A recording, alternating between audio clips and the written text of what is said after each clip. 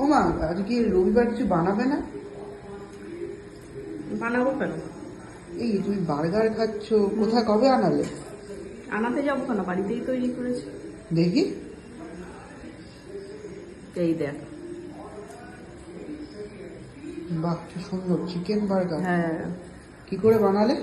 আয় তবে রেসিপি দেখাই। তো এই রবিবার ছেলেকে সারপ্রাইজ দিলাম চিকেন বার্গার করে। চিকেন বার্গার বানানোর জন্য দুটো বড় বড় সলিড পিস নিয়েছি চিকেনের। তার মধ্যে লেবুর রস, স্বাদ অনুযায়ী নুন, গোলমরিচের গুঁড়ো, চিলি ফ্লেক্স, আদা রসুন বাটা, soya sauce 1 tablespoon, tomato sauce 1 tablespoon আর red chilli powder 1 tablespoon দিয়ে ভালো করে ম্যারিনেট করে আধ ঘন্টার জন্য আমি এখানে সাইডে রেখে দেবো।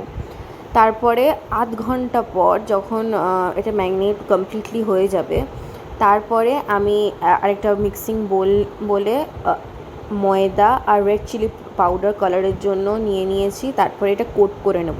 আমি এখানে ডাবল কোট করে নিচ্ছি। এখানে ফার্স্ট কোটটা দিয়ে দিলাম, তারপরে আবার জলে ভিজিয়ে আমি আবার সেকেন্ড কোটটা করে নিলাম। এখানে আমি জলে ভিজিয়েছি, আপনারা চাইলে এটা ডিমের একটা ব্যাটারেও চোয়াতে পারেন।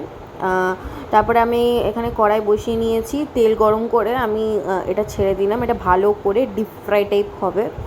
যত ফ্রাই করবেন তত আরও ভালো হবে, খাওয়ার জন্য ক্রিস্পি হবে।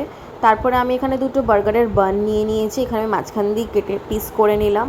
পিস করে নেওয়ার পর এখানে টমেটো সস নিয়েছি। এই 4টে স্লাইসের মধ্যে আমি ভালো করে টমেটো সস স্প্রেড করে নেব। যতক্ষণে আমি স্প্রেড করছি ততক্ষণে আপনারা তাড়াতাড়ি যান, গিয়ে কমেন্ট করুন, লাইক করুন, শেয়ার করুন আর সাবস্ক্রাইব করতে ভুলবেন না। আর বেল আইকনটা প্রেস করতে একদম ভুলবেন না।